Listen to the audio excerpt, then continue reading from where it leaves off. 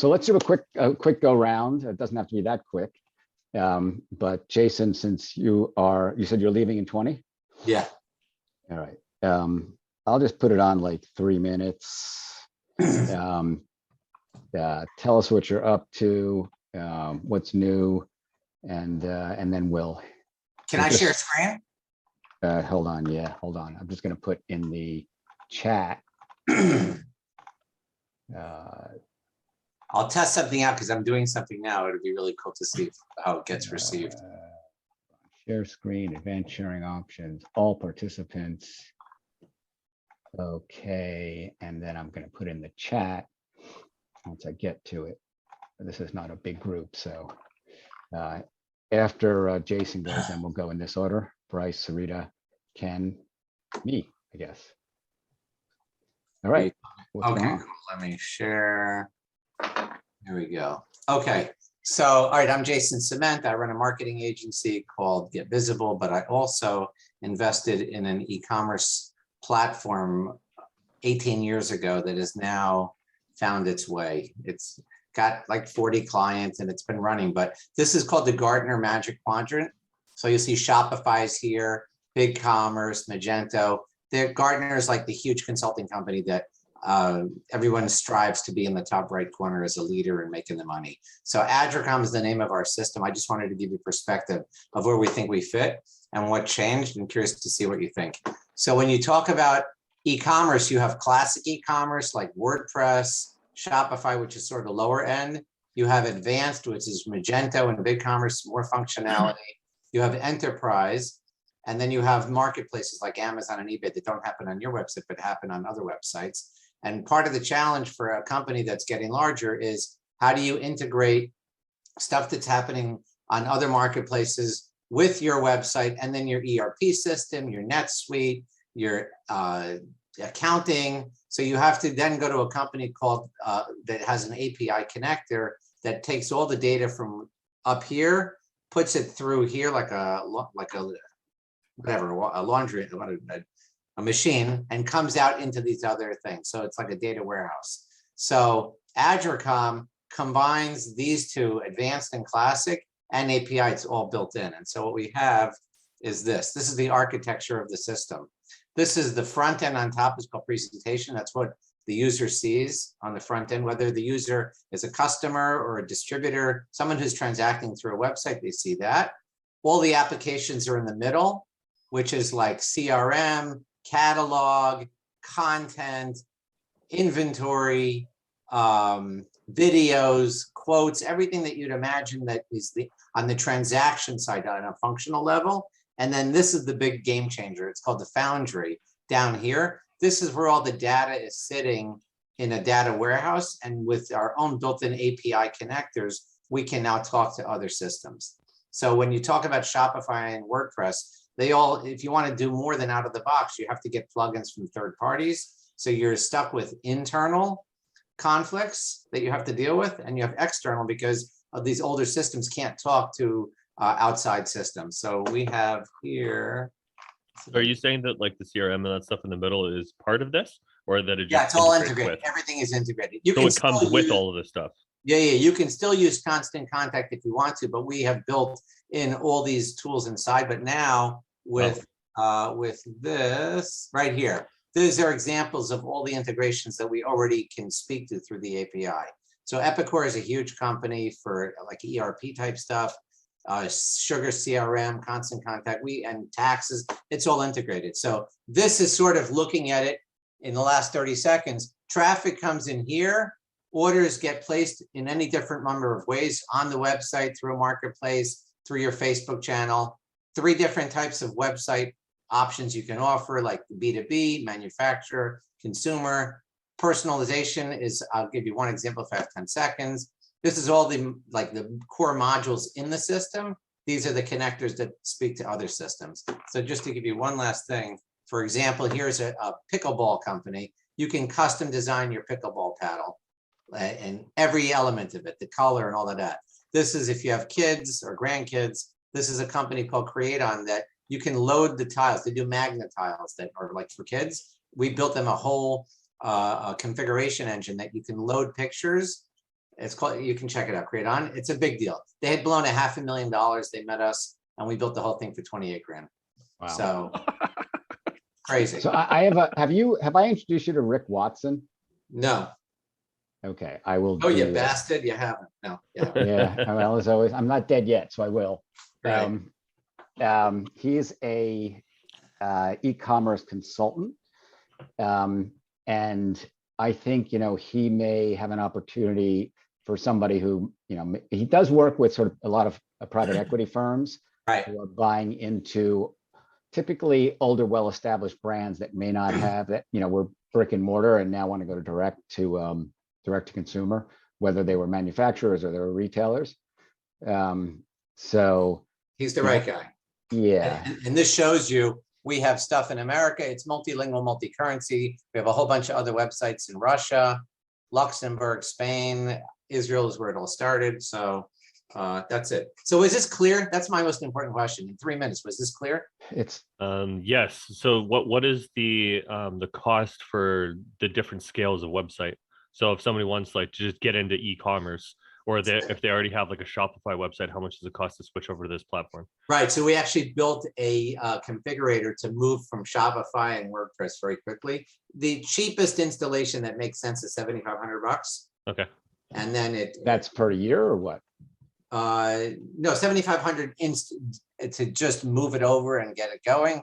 License fees, we're not having license fees that you have like Magento, 30 grand license fees are blended into the hosting. It's like $250 a month for hosting, which includes the license fee. It depends. License starts at $250, it could be more, but this is what we really figured out is because of this Foundry, we can build websites like Lego blocks. Right. So we can do that. And at the same time, because of the API engine, we can integrate to so many different applications. It's not like Zapier with thousands of integrations. We integrated to 25 or so systems because that's what's necessary. If someone wants a custom integration, it's easy to do. And what we're doing now is we're going to raise money to build out the API library and build a documentation for the API system. Can I recommend also that the part of your raise, it like a lot of Israeli companies, very tech heavy, tech savvy, but not so marketing heavy, marketing savvy. Yeah. So I would definitely recommend you take some of those bucks and add it to sales and marketing. I'm going to show you the list. Here's the fundraising list. Give me 1 second. Oh, this is a long. No, it's my notes. I'm building it right now. That's it. Oh, you're just taking everything and putting it all I just have been taking notes. I'm doing it today. Gotcha. This is it. It's 3 sets of things: marketing, content, PR implementation, channel partner and VAR program, and what we call developer advocates. If you know your history, Microsoft destroyed Lotus because they opened up the first ability to create custom scripting on Microsoft Excel. And Lotus was the leader for years, and Borland tried to take them on with Quattro Pro, and Excel came out first for Apple, then Windows. And when they opened up scripts, all these developers started opening up, and Salesforce did the same thing with their Salesforce engine, whatever they call it. Force.com. Yeah, and then platform expansion for programming, but the number one is marketing. Not just content, but sales. Does it have a built, like the website, so they have a built-in content engine or? Yeah, everything. Yeah, of course. Blogs, articles, video libraries, it's all there. Okay. Did I introduce you to Isaac and Kim at Localfy? I would love to. So I didn't introduce you? No. Okay, I will do that. Appreciate it. And whenever you're ready to launch, I still owe you some news SEO. So still got that in the bag. We'll do that. See, listen, I feel like I'm replacing what's his name on the presentation, for Joe. That's pretty much it. Yeah, that's okay. I appreciate that. I mean, this is 18 years, and when he finally created, the guy who did this, it's 3 different. Now it's just 2 partners. One we finally kicked out. Once we kicked them out after about 4 years ago, everything changed. I share that with you because if you have a bad apple and you're not sure and you just think it's smelly and you're not sure, get rid of it. That's all I can tell you. Yeah, I think, by the way, he's still on LinkedIn as like the president of Adrecom. So I don't know if you could. No, Lev is. No, this other guy, I think. Oh, it could be. I got to find that. That's very funny. Yeah. Yes, I'm working on it. Bottom line, this Foundry this is the game changer, because the idea that we're going to open up the API to developers, and the Salesforce model is you don't charge anybody to access the system. You charge them a licensing fee when they deploy their solution that utilizes yours. That's how Salesforce did it. Right. So that's the idea. It's All very right, I don't cool. want to monopolize. I'm sorry, but I appreciate the feedback, because I'm giving this presentation Friday and I'm literally working on it right now. Yeah, it depends who you're giving it to, but it seems there's a lot in there. I don't know how much time you have, but it seems sort of tech heavy, and not to say that it shouldn't be, but it depends who Right. your audience is. It's Okay, cool. 10 CEOs of Mhm. technology companies. So I got to Okay. focus. I have a half hour, 10 minutes will be on technology, 10 on money, and 10 on showing them the platform. Right. And definitely the model, the business model analogies are really helpful. Yeah, I have a whole screen on the Microsoft and Salesforce analogy. Yeah. All right, cool. So let's move on. Thank you so much. So it'll be Bryce, Sarita, Ken, then Scott, and me. So Bryce, what's going on? Share my screen too. Absolutely. So we started doing, so I've been doing mainly marketing for the majority of the time I've been here, but we started doing business consulting as well, and consulting for some pretty large companies. Well, large in the colloquial sense is millions of dollars, but not billions of dollars. And what I'm showing here is basically one of the examples of one of the things that we've been doing. So we're running weekly events now, so every second week, and so that's why I won't be on the Tuesday calls anymore, because we're running events at that time. We just did a Zoom yesterday, which is what this is, about the value of joint ventures. So the BEO, or business engine optimization thing that we basically put together, we basically do a deep dive on companies and find them a bunch of money. So the pitch is we find you $100,000 in your business within a 45-minute conversation or so.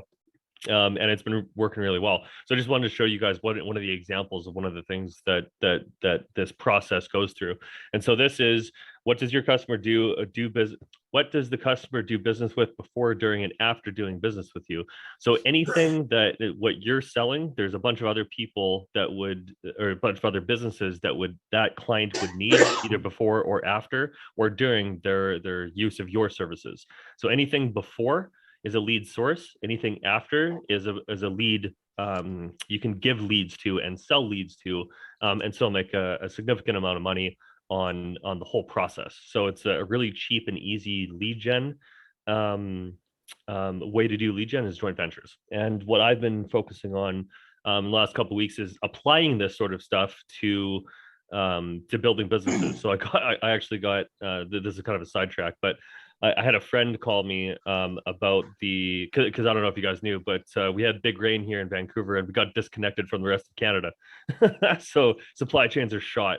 So there's huge opportunities here. And so I'm probably going to be setting up like an 8-figure business in the next couple months, just selling pallets, like wooden pallets, because supply chains are so shot up here. And thinking about this question, there's a lot of value in connecting to your target audience through people that serve your target audience. And what we're going to be teaching basically is we're going to have a different presentation every month next year that'll go over some of these ideas. So if anybody wants to stop in, more than happy to have you guys. Yeah. Actually, why don't you just give me the information? I'll put it out on the newsletter. Sure. Yeah. Okay. And by the way, everybody should know that as of January 1st, we're switching the evening and morning. So it's going to be Tuesday evenings and Wednesday mornings. Same time. So Tuesday evenings will be 5 p.m. Eastern, and Wednesday mornings will be 11 a.m. And the reason I'm doing that is twofold. One is it's easier to have the same amount of time. Essentially, now it's 6 days between, and then 8 days between, and it will be closer to 7 and 7. And secondly, I like to sail, and Wednesday evening is sailing night. So I want to be able to do that more in the summer. Good for you. Yeah. So what's that? You don't want to do it in the winter? I do want to do it in the winter, but I don't live in a place where you can do it in the winter. So thank you for that, Bryce. And sounds interesting. I definitely want to attend and learn a little bit more about it. Let's see, Sarita, tell us what's going on. Hey, hello everyone. All right, Sarita Jackson, Global Research Institute of International Trade. Been quite busy. Looks like we're getting more projects, but just basically in a nutshell, working with companies, as I was saying at the start of the meeting, working with an ag tech firm, and then in talks with an engineering company on helping to get goods here into the US, basically. So more on export, where they're working with companies that are based overseas and they're exporting to the US. And so the work is really doing the research so that they understand the US market and how to expand and leverage and compete here in the US market. So that's pretty much what has kept me busy. And good clients for you are? Oh yeah, so like I'm so out of practice. It's been a few weeks. I'm like, what else? That was so short. So for me, just basically any particular company, I usually kind of just stick with the agriculture, since that has been a lot of my clients this year. Any clients where they are looking to export to another market, get research on that market, understand things such as regulations and the opportunities and the challenges in that particular market. Well, I might need you actually, because one of the side projects that I'm working on right now is a gold mine in California.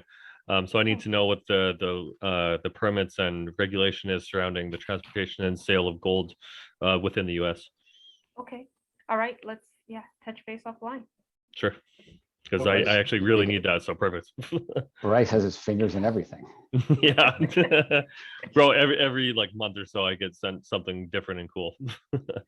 You're like your focus is sales, right? But you do it sort of on a contract basis, Well, if you can sell one thing, you can sell anything. pretty much. But people have to remember what you do, but that's why you keep networking. Mm-hmm. All right. Thank you, Sarita. Ken, tell us what's going on. Hi, Ken Simon, KBS Marketing. I've all of a sudden I've been getting really busy, and I just realized I'm working on a number of different projects besides business plans and pitch decks for rocket companies. I'm working with two companies. I'm running a proposal now for one, but it involves like writing content or updating the content on their website. And Bryce, I think you mentioned a couple of weeks ago, or someone did, I'm not sure who, about an automated system that could write content. Yeah, Inc. Inc. Well, there's Jarvis, but Gary Heyman has a company. It's, if you look up Inc. That's for Inc. all. for all. Yeah. Inc. for all, really a cool tool. It's got AI for writing. It's got sort of SEO research built in, like You're SEMrush. thinking of Jarvis. So the Inc. for all is basically the analytics side of that. So I was talking about putting the two pieces together and wrapping that as a product. Okay. So I'll have to check into that, but I just like probably have to rewrite a number of the pages and we want to add a number of pages, landing pages and whatever. And so I'll have to check into that. But just in general, working with small and mid-sized companies in the financial services sector and B2B, B2C, and a lot of startups, so awful lot of startups all of a sudden that they seem to be coming out of the woodwork, and I don't like, which is kind of surprising me all of a sudden. But maybe that's why so many people are leaving their jobs and no one knows where they went. But anyway, so I help companies find who their customers are and what their needs are. And Ken's done a lot of work he's got 25 years of experience in insurance marketing, then went to Microsoft for a couple of years, and then was working for a few startups. I remembered everything you told me yesterday. Oh my God, it's like I didn't expect that. But yes, I did. So I have quite a varied background, and I've done just about every facet of marketing you can imagine, and then some. But most of it has been around demand generation when I look at what I was very successful at. Very cool. Thank you so much. Scott, welcome. You're on mute. Sorry, I lost valuable time. Hello, everybody. I'm sorry I've missed a few sessions along the way and late today. Basically, not much has changed for those of you that know me. I will say that I had a very good conversation with Sarita, and I brought a number of things forward to a client of mine in Italy that was having a great amount of difficulty launching a product here to get to the point where they can launch in the United States. But Sarita, your recommendations were well taken, and hopefully we'll be able to do something with you in the future. And Ken, one new piece of information, I think it's new, Michael, you can keep me honest on this, that I've been working a few days a week as a consultant with the Greater New York Chamber of Commerce. So I've been working with entrepreneurs for the last almost 2 years. Bless you. Sorry. It'll be 2 years in March, and or maybe April. So it's a year, over a year and a half, to help them in a variety of ways, raising money. I brought UPS in for a cohort of 100 entrepreneurs that they're supporting for knowledge, tools, and support through the Black Entrepreneur Initiative and the Lonely Entrepreneur. I still work with them, and I'd be happy to do another presentation on it at some point. The other thing is that, and the kind of clients that are good for me there are philanthropies, donor advised funds, CDFIs, major corporations like UPS, or, I'm working now on a proposal for Union Pacific. Believe it or not, they are very interested in keeping a thriving BIPOC community out in the 23 Western states that they serve. And that includes women as well, women minority-owned businesses. The other thing that with the chamber, what I'm doing is selling memberships and patronage or sponsorships. We don't call it that. We call them patrons and community partners. But it's, again, the same thing. I was engaged with Party City, and we have Staples and some other big companies that, are obviously got something to gain with the small business community. But I want to answer Ken's question. What's happened with this inflection point with COVID is a lot of people putting out of work became very industrious on their own, and they realized, hey, I can do this. There was a great article in the New York Times about a woman that was just inspecting some broken returns from Amazon, and has now got warehouses. I mean, she started with a garage and a sort of a part-time thing, and now runs a company as a subsidiary of Amazon as a contractor. So what's happened is a lot of people, and I don't think this is any new news, have gone out, and like I have and others, to do what they can on their own and have more independence and more balance, work-life balance. So there's nothing much new there. And I think for those of you that don't know, my father left me and the family in September, and I'm still up to my eyeballs as the trustee and executor of his estate. So I hardly have time for anything. So that's my spiel. Thank you. So Scott, are you doing, so you work with you work with startups and try to pair them with I guess enterprise companies, or vice versa? Well, no, with startups, what we do is we provide them, help with loans at the chamber. When I work with startups, I do what you do, pitch decks, and we will look for money. I have a partner out in Manhasset who's very successful fundraising, and I've raised $35 million in my background. And so you and I overlap that way, but it might be worth a conversation to see. Yeah, I was just saying, because I'm working with a rocket company that's trying to raise money, capital. They're in Australia, and I'm helping them with their pitch deck. But yeah, why don't we set up something? I'll put my email in the chat, and if we could maybe. Yeah, I'll do the same thing. By the way, Ken, Scott grew up in a house equidistant between where I am and where you are. Oh, really? Where you were in Westfield or Scotch Plains? I lived at where I lived is actually an iconic corner in the area. It's the corner of Lambert's Mill Road and Raritan Road. Oh, wow. Okay. I grew up, well, the first starter home for my folks was right at that corner, and then we moved one block back on Quimby Lane in Scotch Plains. And for those of you that are in the tribe, my family founded the first temple in Scotch Plains, or the only Temple Israel. The I'll go tribes. into it. You probably got that. Member of the I hang tribes. out at Duke's for subs. I used to go to Duke's. I hope they're still there diagonally across under the train trestle for sub. Yeah, they're still there. They're still there. Yeah. Great subs. Really? Okay, I've never had it.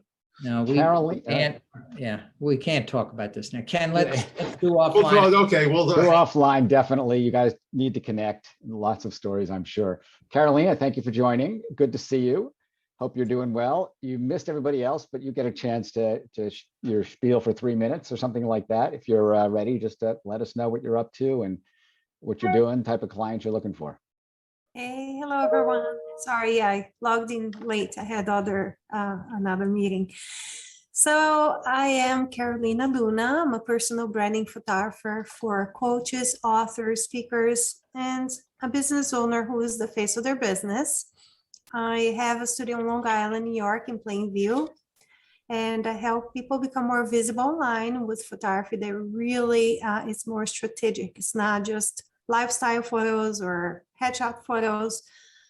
They're aligned with the strategy that supports their copy on their website, their bullseye message, the supporting pillars of their main message, core messages, and they're really to help those folks connect more and attract more of their ideal clients. I'm here for any support you need. I love doing website reviews. I have extensive experience researching websites, and the part that I shine in the area is love to do creative direction of websites. I don't build them, but I help people get clarity of what they need on their website to convert more. So Carolina, do you work at all with, I know you are sort of a personal coach, but your focus is really on the branding for people who, do you work with other personal branding coaches? I have personal branding coaches. They're clients of mine. They come to me for also to get clear on their own branding. I have a lot of coaches that need to get clarity on how to show up online. Authors, speakers, and even smaller brands, they're just trying to humanize their business instead of having stock photos. Replace that with photos that make more sense, that doesn't look so generic, because the photography and video today is super important in marketing. It's a great asset. It's like another marketing investment, but people overlook it. But brands in general are looking to make more like a heart connection with their audience, and the photography truly helps. So when you're going online and looking for service, you're looking at generic websites. People don't know the difference. You might as well replace the name on it, and the copy is also generic.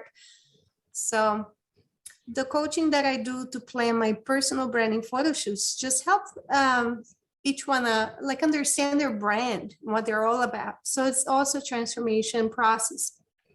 I don't do a branding photo shoot unless I do research of the brand, and we have a strategy call. They fill out a questionnaire, which is a 2-hour commitment. So to prepare is 4 weeks. So there's somebody in the group, I think she's in our group, or I know she's in another group of mine, Lauren Rod of Spark Growth. They're a social, do you know her? No.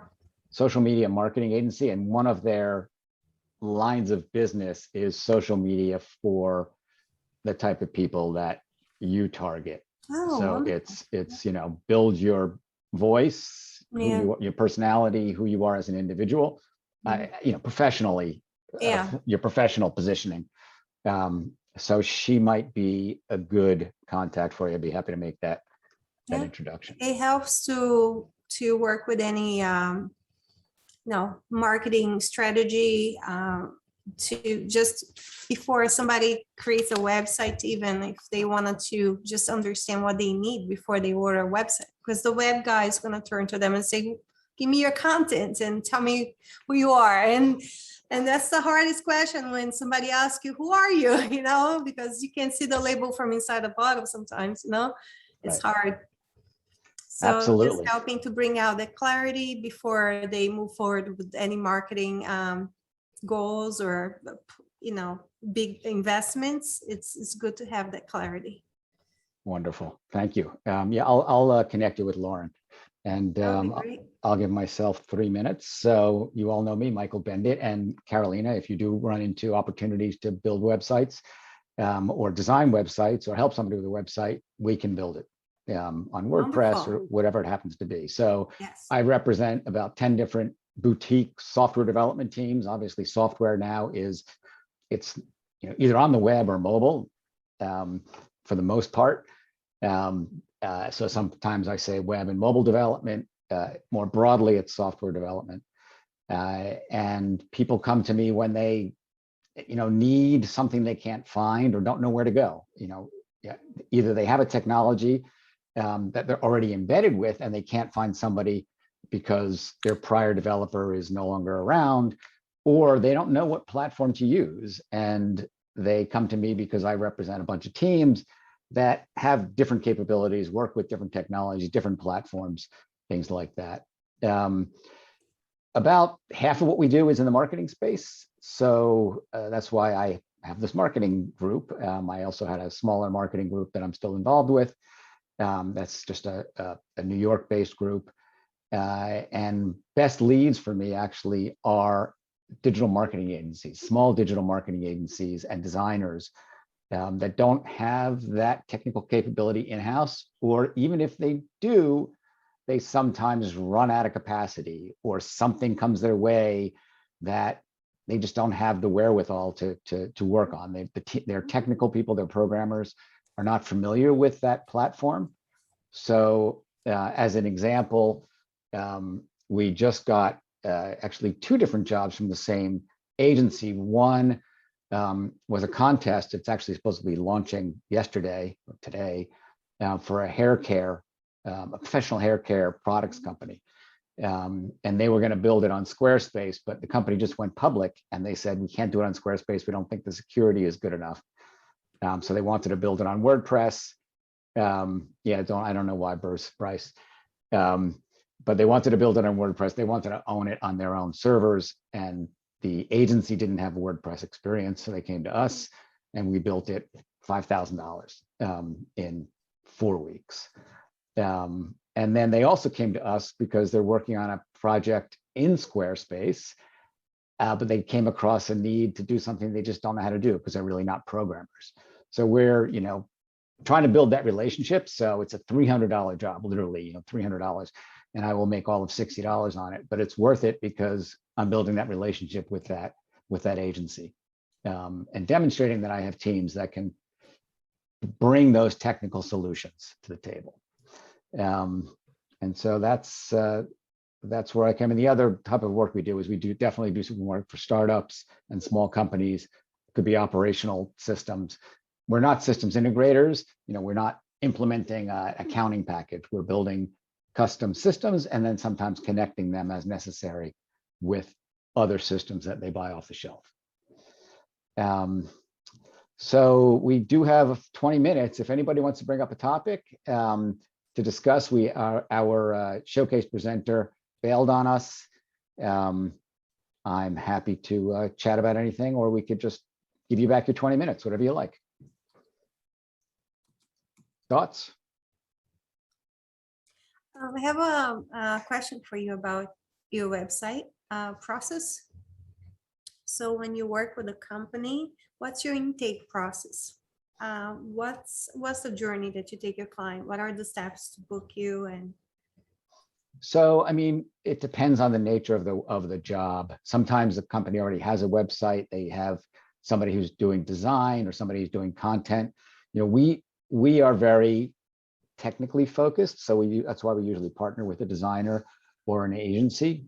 And our focus is really, how do we make this thing work? How do we address your most urgent issues, whether it's speed or, could be a cost issue, or could be a whole range of issues of, a specific technology issue. So it really depends on the nature of the project. If it's very complex, we usually do a discovery phase where we define spend a lot of time defining what you're trying to achieve, laying it out, writing a specification, very visual. We do wireframing, which is a visual representation of what the site will look like and how it will work. And then from there, usually after that discovery phase, which can be just a few $1,000s, we then will quote a firm price on the whole picture. And that's for a bigger project. Oftentimes, a few $1,000s can be a lot of money for a basic website. I mean, the whole website can cost, $3,000 to $5,000. So in those cases, we're not doing a discovery phase, but we are, we do I shouldn't say we're not doing a discovery phase. It's built into the price. It's not a separate discovery. Okay. If I have a client that I do the branding for, because I actually do have some website clients right now, but I decided I don't want to get involved in the website building process. I like to do the creative part, which is what you don't do, which is more discovering who the client is and gathering, extracting all that information, documenting, actually going far to create like a mind map, which is similar than the wireframe, but I lay out all the sections of each page and what the content has to be. I create a copy canvas with formulas where they can input we collaborate on the copy creation because it's personal branding. So it has to be their voice. It's not really like general brand. Let's do a meeting one-on-one. And I'll walk you through it. Let's talk about a specific opportunity and then we'll see how we might work. And also, pictures make the website look great. It's so important. Absolutely. Yeah, I think we should talk for sure. Cool. Any other thoughts, questions for anybody on the call? From anybody, for anybody? Yeah, Scott, how's it going with your endeavors with the small businesses? Talking about small entrepreneurship. Well, there's two parts to it. One is the funding for the knowledge, tools, and support SaaS platform and the coaching and all. That's the Lonely Entrepreneur and the Black Entrepreneur Initiative, and that's going not only for me but for the organization. It's putting along pretty well. We signed Molson Coors. I signed UPS. We've gotten a number of other, financial funding or financial partners to support the distribution of the platform for free to entrepreneurs. Mm-hmm. With the chamber, the reason I'm doing the chamber is twofold. One, there's some money to be made, of course. I come in, I'm a consultant, so they pay me a few bucks, but they don't pay a lot. But I wanted to roll up my sleeves and get some more hands-on direct experience with the problems and the challenges that these people are facing. How's it going for them? I have to tell you, a lot of people are struggling and really bad. It's not coming back financially as quick as you'd like to think. I think there are a lot of people doing their independent thing. And that's part of it, is that there's some of these are very much newbies. And then there are some I speak to CEOs of, small companies like 10, 15 employees, contractors, construction companies, welding companies. I mean, I'm learning there's so many different things out there. It's not all ad guys, it's ad guys and gals too. People like that. And this business is just not, what you see on the news and all, I don't know where that is, where they think the economy's coming back so fast, but and not here in New York. It's still pretty tough going. Well, that's kind of why I was asking, because a lot of what I see globally is not being reflected in the stock market, which is concerning because we had that, a decade ago. The market is totally disconnected to reality. I mean, it'll have its flummox where, like a fish on a dock, it'll flop around when there's a new COVID variant or something, or there's, concern about inflation for a day. but I think it'll continue to march up. But then I also believe, and this is from my own wealth advisor, that there's going to be a 5 to 10% correction coming up. I mean, I hope nothing as bad as March 2020, but it's due for a correction. And I have to tell you, the price earnings ratios of so many stocks and large stocks, I mean, the Teslas of the world and big stocks like that. I mean, they're crazy. They're just, Rivian, bro. They just get the 200 trucks delivered, $40 billion company, bro. my son works at Airtable. Okay. It's a very successful company and they're growing leaps and bounds. They got a tranche of investment of a few hundred, I think 100 million or something like that, that valued the company at 10.7 billion. And he just started, and his shares, when they vest this year, are going to be worth like $600,000. I mean, Nice. his first tranche of shares. I mean, he gets, but he can't. They're not liquid. They're not fungible. Not for a while. This is By the way, all Scott, for- I put in the chat. There's an organization, part of Goldman Sachs, that is oriented. It's $1 billion fund oriented toward minority entrepreneurs. Yeah, I have a proposal in front of them for $33 million. Oh, okay. I'll just take a small piece of that. Well, it's 100. What Goldman Sachs is doing, they have 10,000 entrepreneurs, which they've had as a program. The Marion Kaufman Foundation in Kansas City is doing another thing. Verizon's doing another big thing. And I've had a number of calls with them on upskilling, workforce development. Union Pacific is doing workforce development. What Goldman Sachs wants to do is philanthropically give away $100 million to help Black women across the board, not just in entrepreneurship or business ownership. It's also affordable housing, food, scarcity, etc. And they also want to loan $1 billion. So they're trying to philanthropy, give away 100 million, and that's where our 33 million is, because we know they have other initiatives. Right. And I just got an email the other day from one of the women in the corporate initiatives group that is saying, we're not ready yet, but we're making progress and we're still evaluating. So I don't know. These are huge home runs, and they're very hard to land and very few and far between. They take a long time. Yeah. And I got the high sign from UPS on March 23rd of this year and paid a month ago. Wow. Right. So they outdid the super tanker in the Suez Canal for getting unstuck. Yeah, getting paid is from those companies. Well, Get they're them the to move. third largest company in America. A lot of people may not know that about UPS. And they're also the third largest by what? 53rd largest company. Oh, by 53rd largest. Okay. 53rd largest. Yes. By market cap?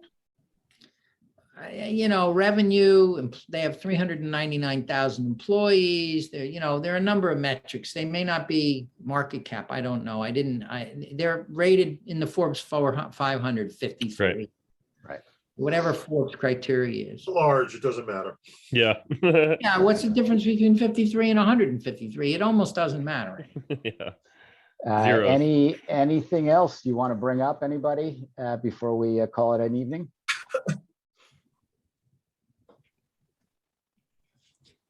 All right. Yeah. We're all Please. looking for business. We're all looking for business. Absolutely. That's what this is all about. As I said earlier, I'm doing for those who joined a little bit later, I'm working with somebody in the group who's new to the group, who presented just a couple weeks ago, Joe Petruzzi, who's an Organic Outreach is the name of his organization. It basically teaches you how to do email marketing, and they set you up with the tools. It's a one-time fee, and then you pay for the tools and everything else. So hopefully be launching that either this month or in January with a test case in Sacramento. So hopefully we'll bring on a number of guests who will turn into members from Sacramento, and then repeating that city after city after city. The reason I'm doing it that way is because I want to build chapters. So if I get 5-10 people from Sacramento, somebody will stand up and say, I want to build a chapter here in Sacramento. So that's the idea. Yes. Michael, I might want to talk to you offline about website, Okay. something we can talk about in the coming days. It's not immediate, but since you just mentioned what you did with the fellow from WordPress. Mhm. My son's too busy at Airtable. Scott, do Yeah. you have a personal website for your consulting business? I have no website right now except under construction. Under I construction? have a web page, or I mean, I have a Lang marketing page on LinkedIn, and I have a separate LinkedIn profile for myself. And then I also use Sales Navigator for Sales Navigator, you know what it does. Mhm, mhm. Thank you though. But there may be a time and place where photography makes sense, but I'm not there yet. Yeah, even if you don't have, interest, it's so important for people like you to have a personal brand, as your hub for your services. You said you were mostly consulting, right? I kind of missed All the beginning of the meeting. All Yeah, consulting. And he's got, I'm consulting. I'm not, I'm not employed in a Yeah. job. I'm like, I think most of us here, independent, Yes, yeah. solopreneur. A solopreneur, yeah, it's super important to have your personal brand. Yeah, Mm. I think so. I guess the more I see, the more I see the importance of it. and he's very photogenic. So that helps. All right, folks, listen, thank you so much. Anybody who you think might be interested in checking out the group, coming as a guest, let me know, or just, we have this page which has where you could sign up as a guest. And there's a code that will save them the $15, or if you forget all about that's just happened, reach out to me or make an intro. Sounds good. All right. Thank you, everybody. Enjoy your Thanks so evening. much. Have Hey, a good everybody. evening. Take care. Bye-bye. Talk to Bye-bye. you Friday, Ken. Take care. Great.